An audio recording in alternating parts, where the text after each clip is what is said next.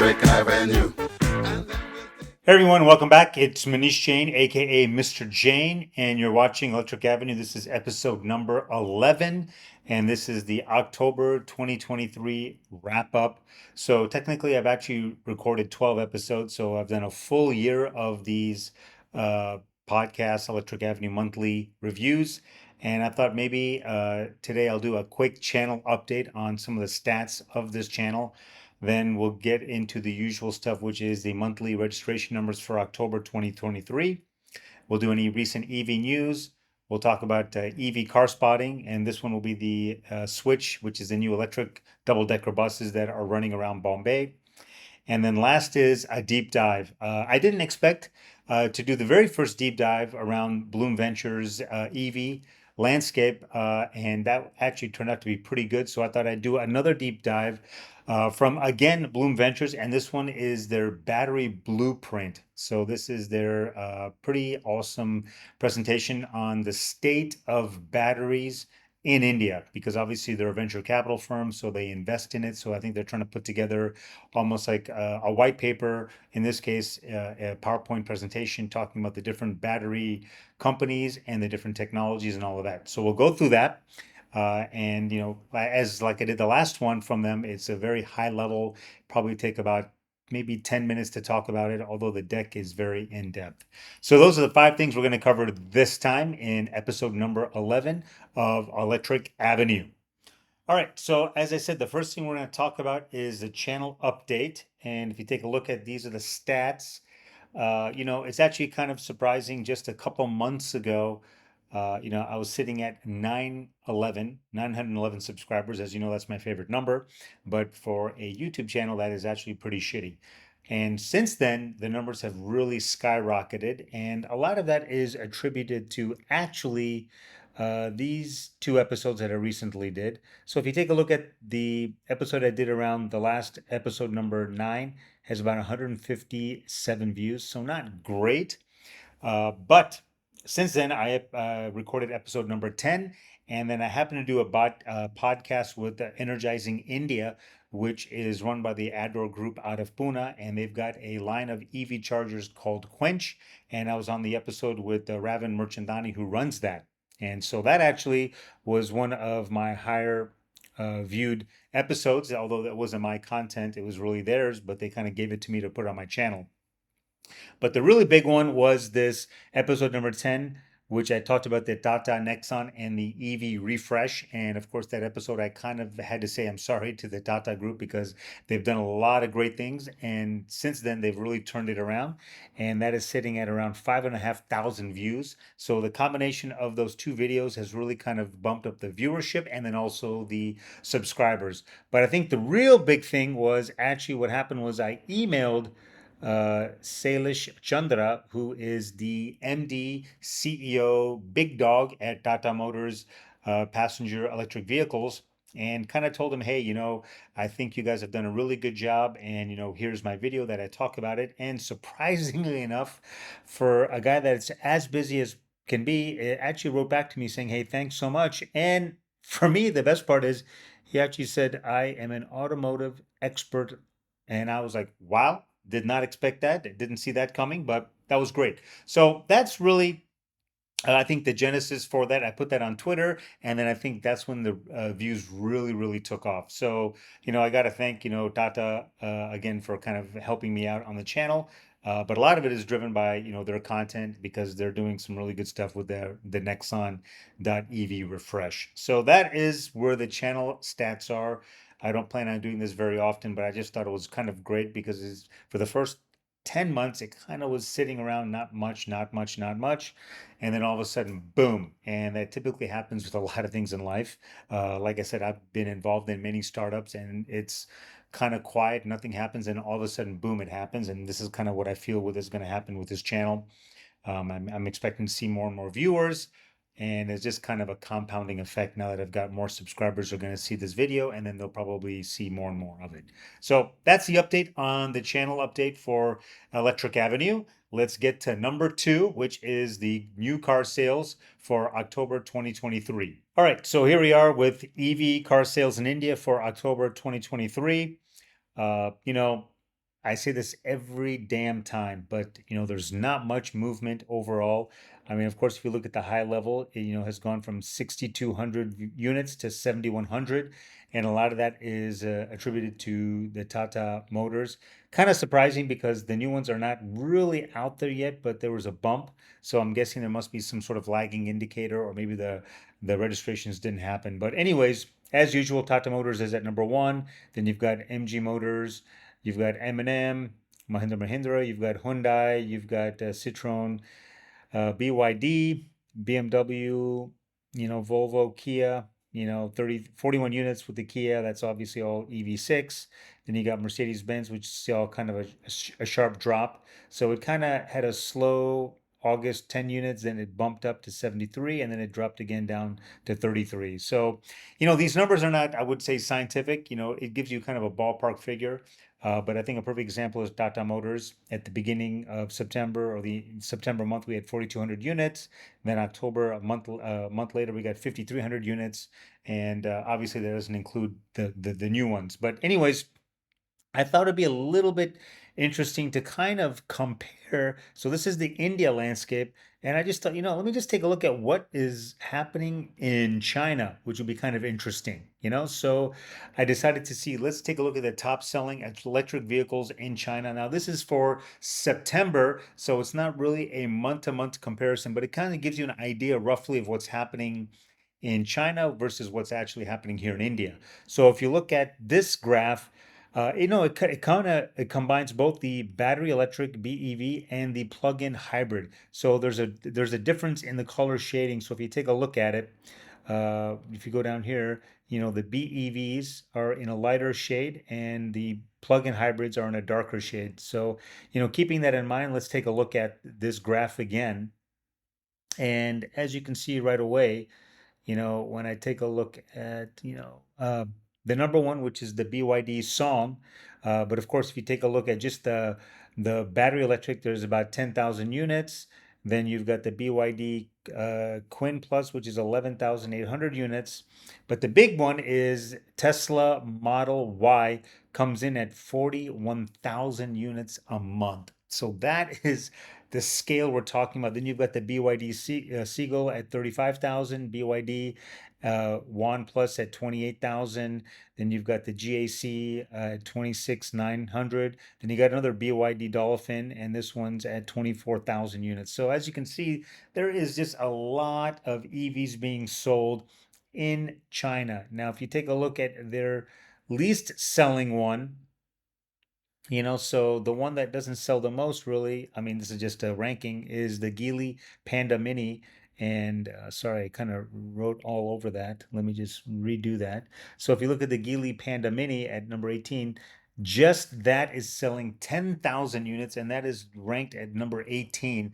And you compare that to our Tata Motors Group, which has, all three of their cars collectively sold what, about 5,300 units last month. So you can see there's a huge difference in what's happening in the EV space in China, and that's what everybody keeps on saying is they have really raced ahead. They've gone faster and quicker than what's happening in the US, what's happening in Germany, and of course Tesla, of course, is still the number one in the US. But as far as other markets, really, BYD is doing a really good job of kind of getting their product out everywhere. And so that's kind of the sales numbers. I thought it'd be unique this month to kind of take a look at China as well as what's happening here in India. So that's a wrap up for our India and China car sales. All right, we're on to the next section, which is the EV news. Obviously, last month there was a lot of stuff happening with the Tata Nexon. So there's not much happening in the EV space this month, but we do have at least three good articles.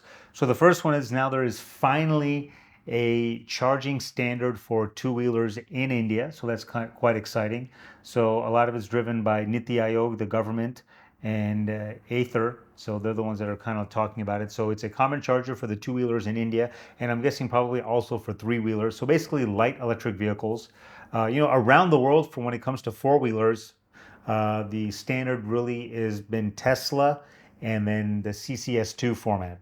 And of course, now Tesla has opened up their standard. I think it's called the NACS, North American Charging Standard. They've opened up their standard for the rest of the world so everyone can use the Tesla charging standard. So Whether we use in India, I'm not sure because there's really what hardly 11 or 12 Teslas. But of course, if Tesla does come to India, then that may mean all the EV manufacturers and the EV charging companies will want to move to that format. But back to this story around two wheelers. Now there is some standard for the two wheelers in India. Before they were all proprietary, and now they're all going to converge into a single charging standard, which is really good for the two wheelers and three wheelers. So that's the first story. Second one, it's not much, but it basically is talking about how Hyundai is planning on entering the core EV market in India in the next 18 months. And what that really means is, they may have the Hyundai Kona, they may have the Ioniq 5, and the other Hyundai group company is the Kia EV6. These are the three EVs they have, but those are really not the core. Those are, kind of priced out of the range of most people. The core market is where the Nexon, the Tigor, and the Tiago sit, and that's really what they're trying to focus on. So I think that's great because once again, more and more EVs coming in will really help everybody. So that's kind of a cool story. Let's see if it actually pans out. But I wouldn't be surprised because of any of the manufacturers. I think Hyundai is really focusing on the consumer and trying to get products that the consumers will actually buy. So the third and last article is about VinFast.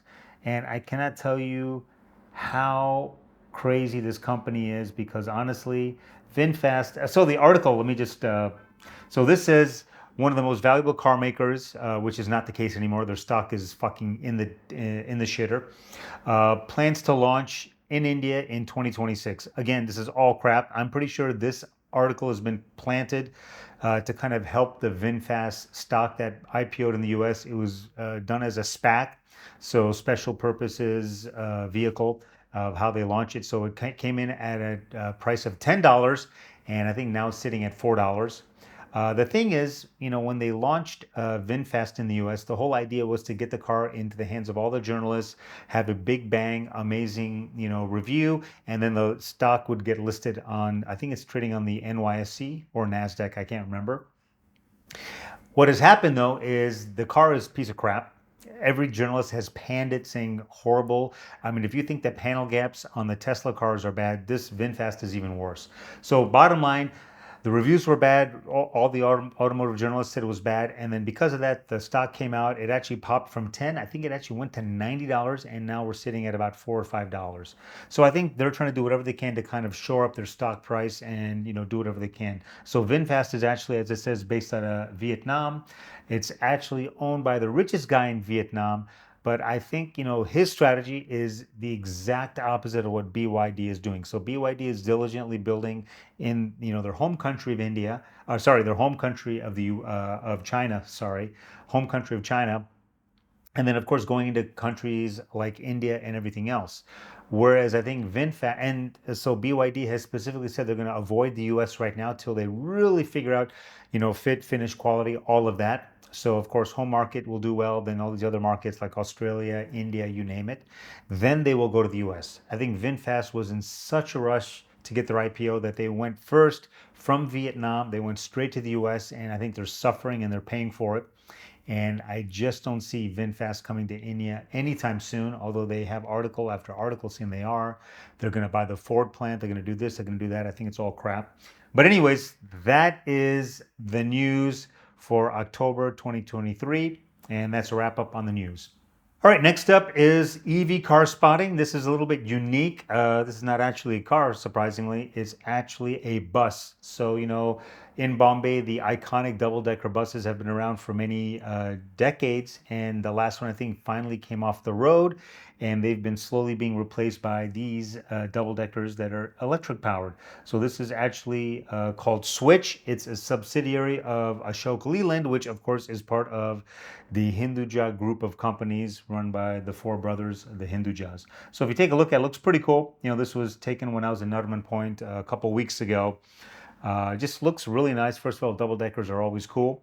So you get a great view of the city when you're on the top level. And of course, they're electric, so it's kind of nice to, know that it can just kind of drive by you and it's not going to, pollute the environment right there. So that's kind of it for EV car spotting. All right, everyone, we are kind of in the home stretch. This is the last section. This is the deep dive that I do every month. And this one is again from Blume Ventures. It's a venture capital firm run out of Bombay here. And this one is called the Battery BLUprint, haha, BLUE,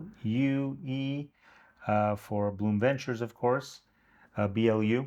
And this one is a 47 slide deck on a masterclass in battery technology. And the author is Mudit Narayan, who is a VP on the investment team. So, of course, like I said, this is 47 pages. I'm not going to go through everything, but I just thought I'd kind of give you a high level of what is in the deck and also what are the ones that I thought were very interesting slides. So the contents, they broke it up into 5 sections, and here they are. You can take a look at it, the 5 of them. They've got part 1, which is the battery basics. Let me just make my highlighter a little bit bigger so we can kind of see some of the stuff. Let me just make that a little bigger, and we'll make it green because that's not here. So these are the 5 things we're going to talk about. First is battery basics and types. Then you've got battery costs, energy storage, value chain of mining to manufacturing to recycling, and then Blume's investment framework. So these are the 5 parts of the overall deck. Like I said, I'm only going to cover part of it. Stuff that I find interesting, I will be covering. So let's go into the first one. First one is, what is a cell? Now, I got to tell you, when I was in school, I completely thought, when the fuck will I ever need to learn this stuff? And so I never paid attention, and and now I'm regretting it because it's actually pretty interesting. So here you talk about, you've got you've got the cathode, you've got the anode. So this is the cathode, this is the anode. Then you've got a separator. This is where all the, the polymer mixture all kind of happens, and a bunch of magic happens. So this is a really good slide because it kind of talks about what is an actual cell. So kind of in depth there. This one is really good because it kind of talks about the different types of batteries we always hear about. So when you talk about, you've got different primary types of non-rechargeable. You've got alkaline, you've got aluminum, and you've got the lithium coin. This one we see all the time, uh, in our watches, and whether it's a remote or things like that. Then you've got the rechargeable multi-use batteries, and that's the ones that we talk about for electricals, and that is really the nickel. And then you've got this is Na ion, which is sodium. And then you've got the one that we've always been used to is the lead acid battery, which is in every car, and that's the battery to actually start the engine. It starts the starter and gets it going, so it cranks the alternator. Then, we're going to look at the geometries of the cell. You always hear about, what's a cylindric, what's a pouch, what's a prismatic, what's a button cell. So these are the ones that are actually used a lot. So the cylinder cells are the ones that are really used by Tesla. So that's the Tesla 4680 and a bunch of others that have, kind of generations of cells from the Tesla Corporation. And I think those are made by Panasonic. Then you've got the pouch cell and prismatic. So prismatic, I believe these are the ones that are actually in the Nexon EV, and pouch are used, I think, some of them in BYD. And these are kind of the different types and shapes of what a battery pack looks like. And here you talk about the different chemistries of the batteries that are there. So you have all types. You've got lithium cobalt here, and then you've got lithium manganese oxide. You've got quite a few of them, and these are all different kind of competing technologies. LFP is the most common right now, and this is kind of a cool diagram, kind of talking to you about the different effectiveness, the safety, the lifespan, all of that. And this is really where all of the technology is going, and the money is going into this space right here, which is the battery chemistry, because that is really where all the money kind of is in the EV supply chain. Because if we can figure that out and we can get that cost down, then everything will happen much quicker, much faster, much better. So that's kind of where I would say a lot of the innovation is happening. And I briefly talked about, who uses and what types of battery packs Tesla uses. So as I mentioned, Tesla uses what they call the 4680 battery. And this is kind of talking about the 4680 to the previous generation. And those are cylindrical lithium ion cells. The Model S has a range of about 370 miles, and that's really due to the amazing efficiency of these battery packs from Tesla. And everyone is still trying to compete with Tesla. I believe Lucid has some pretty good battery packs, but I think Tesla is kind of the gold standard that everyone kind of wants to achieve. And these are the main suppliers. I think I've covered this previously. You've got LG Chem, you've got Cadle, you got BYD and Panasonic. So BYD is Chinese, Panasonic is Japanese, Cadle is Chinese, and LG Chem is Korean. So, all of the Asia, countries are represented except India. So hopefully that changes soon and we get in there. Next up is, as I kind of briefly mentioned, the cost breakdown of a lithium ion battery pack. So really, the big cost really within the car, they usually say 50% of the cost of the car is the battery pack, and then within the battery pack, 50% of that is this right here, which is the cathode. So that is really the one area where everyone's really focusing on, and the cathode is really kind of talking about the mixture of the different earth minerals and how to make it more effective. Now imagine if you could just have dirt. That's what I would love to see. If it was just dirt, then amazing, because you would just be able to get battery packs out of nowhere and for really cheap. So, this kind of talks about the lithium costs are falling. So this is a really good, picture in the deck. But I'm going to show you one that's a little bit easier to read. I would definitely get this deck, and I'll have the link in the description to get access to the Blume deck. But this one is from Goldman Sachs, everyone's favorite investment banker.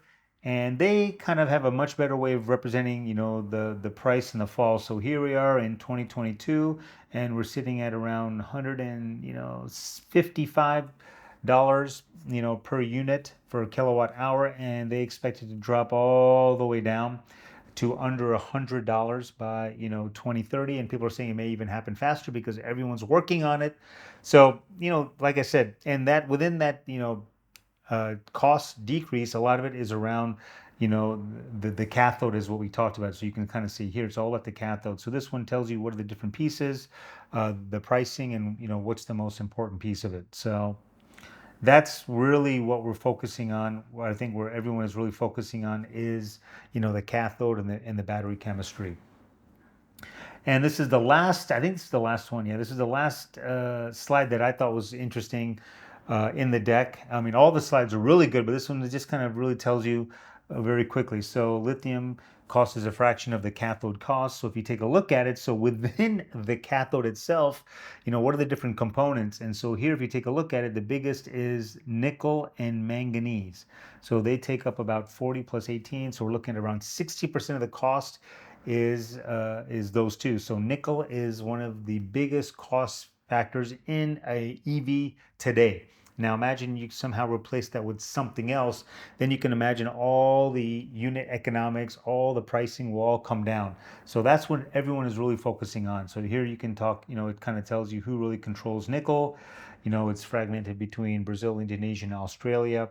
And that's the thing, everybody's trying to find all these rare earth metals because now all of a sudden you need more and more of them for all the different things that are coming out as far as electric vehicles or anything electricity that needs battery packs. So that's kind of where we are. And here you talk about these are the four big pieces: lithium, cobalt, nickel, and manganese, and what countries actually where they come from. So of course, India is not on here yet, but they've apparently got a big lithium deposit was found in Jammu Kashmir. So let's see what happens with that. So that is a wrap up of the Blume Ventures deck. And like I mentioned, I'm going to keep a link in the description and also in the blog post. So I would definitely recommend, like I said, I've not done any service to this deck because I've only done this in 10 minutes and it's 47 slides. But if you have any inkling to learn about the EV space, the EV battery tech, and what are the different components that go into a battery pack,